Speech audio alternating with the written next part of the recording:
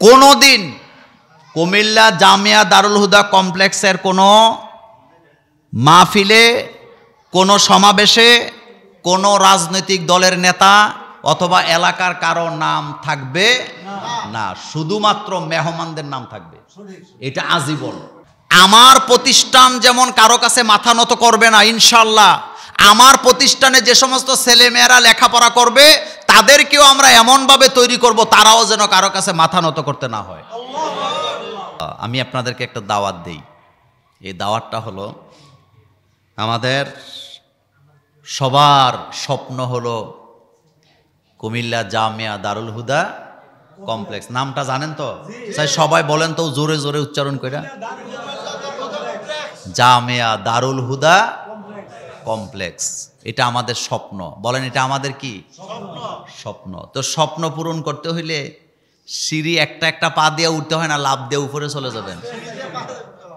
এটা আস্তে আস্তে উঠবেন, তাইলে সিঁড়ি ঠিক থাকবো, আপনার পাও কি থাকবো। আর লাফ দিয়ে যদি উঠেন, হয় ঠ্যাং ভাঙবেন, নাইলে আবার পিছের দিকে পড়বেন। তো ইনশাল্লাহ আমাদের একটা আশা ছিল ২৬ সালের জানুয়ারির ১ তারিখ থেকে আমাদের ক্লাস আমরা কি করব, আরম্ভ করব ইনশাআল্লাহ। তো এই মাদ্রাসা হবে জুমুরের সবার। এটার জন্য আলাদা কোনো সভাপতি সেক্রেটারি থাকবে না, কিন্তু এটা সবার প্রতিষ্ঠান। কথা কি বুঝাইতে পারতেছি?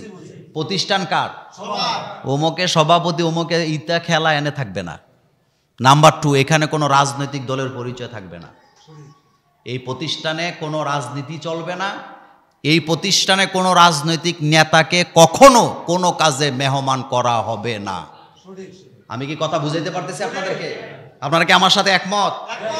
প্রতিষ্ঠান সবার, সবার ছেলে মেয়ে পড়বে, কিন্তু এখানে অমুক চেয়ারম্যান, অমুক এমপি, অমুক নেতা আমরা মেহমান হিসাবে কখনো না, এটা হবে না। নাম্বার 3, কুমিল্লা জামিয়া দারুল হুদা কমপ্লেক্স, এটা যখন হবে বা এটা করার পর আমরা কোনো ব্যক্তির সুপারিশ বা সর্দারি আমরা মানব না। আমাদের রুলস যেভাবে থাকবে ঠিক সেভাবে এটা চলবে। আপনারা কি আমার সাথে একমত? তাহলে 1 নম্বরে এটা নিয়ে কোনো কি নাই, রাজনীতি। 2 নাম্বার, জামিয়া দারুল হুদা কমপ্লেক্সের কোনো মাহফিল যদি কখনো করা হয়, জুমুরের মাহফিলে আপনারা নেতা, চেয়ারম্যান, এমপি, মন্ত্রীরে দাওয়াত দিবেন, প্রধান অতিথি করবেন, কিন্তু জামিয়া দারুল হুদা কমপ্লেক্সের মাহফিলে পোস্টারে কারো নাম থাকবে না, শুধু বক্তা ছাড়া। আপনারা কি আমার সাথে একমত? নাম্বার 4, জামিয়া দারুল হুদা কমপ্লেক্সে যখন শিক্ষক শিক্ষিকা নিয়োগ দেওয়া হবে কারো কোনো সুপারিশ চলবে না। ইন্টারভিউ দিবে, যে টিকবে, কথা যে টিকবে তাকে নেওয়া হবে। আমি আজকে এটা সতর্ক করে দিতেছি আপনাদেরকে। আপনি আয়া কবেন মোল্লা ভাই আমার খালতো ভাই মামতো ভাই, হবে না। কুমিল্লা মেডিকেল সেন্টার যেটাকে বলেন, আপনারা তো জানেন কুমিল্লা মেডিকেল সেন্টার এটা একটা মডেল না? কিন্তু আপনি জানেন এটার ভিতরে যে সর্দার মাত্র একজন। প্রত্যেক ডিরেক্টর তাদের প্রাপ্য সবাই ঠিক মতো পায়, কিন্তু সর্দারি চলে শুধু একজনের, আব্দুল্লাহ মোহাম্মদ তাহেরের সর্দারি ডাক্তার। ওনার মধ্যে সততা যোগ্যতার কোনো অভাব আছে? আজকে তারা একটা মেডিকেল কলেজের মালিক। আমি কথাগুলো এই জন্য সতর্ক করলাম, আপনি যদি মসজিদ কমিটির লোক হন, আপনার ছেলে মেয়ে যদি এখানে ভর্তি করান, কোনো সুপারিশ টুপারিশ চলবে না। আপনি আয় করবেন আমার ছেলে ভর্তি করাইছে, আমি তো জুমুরের লোক, বেতন কমান, হবে না। কেন হবে না?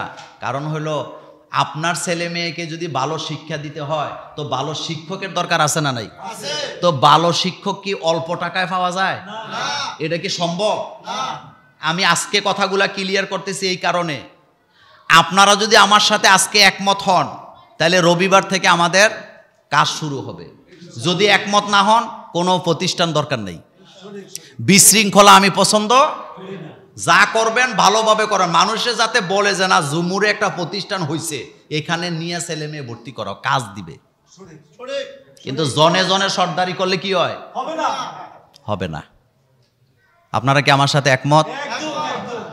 কোনোদিন কুমিল্লা জামিয়া দারুল হুদা কমপ্লেক্সের কোনো মাহফিলে, কোনো সমাবেশে কোনো রাজনৈতিক দলের নেতা অথবা এলাকার কারো নাম থাকবে না, শুধুমাত্র মেহমানদের নাম থাকবে।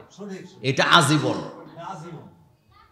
এরপরে কুমিল্লা জামিয়া দারুল হুদা কমপ্লেক্স হবে, আপনাকে কখনোই চাপ দেওয়া হবে না, যেহেতু প্রতিষ্ঠানটা আপনার, আপনি স্বেচ্ছায় ওখানে যাইয়া যা দিতে চান আপনি দিয়ে দিবেন, কিন্তু আপনার দিয়ে আবার পরে বলবেন আমার সর্দারি, আমি এইটা দিছি হেটা দিছি, আপনার দেওয়ারই দরকার নেই।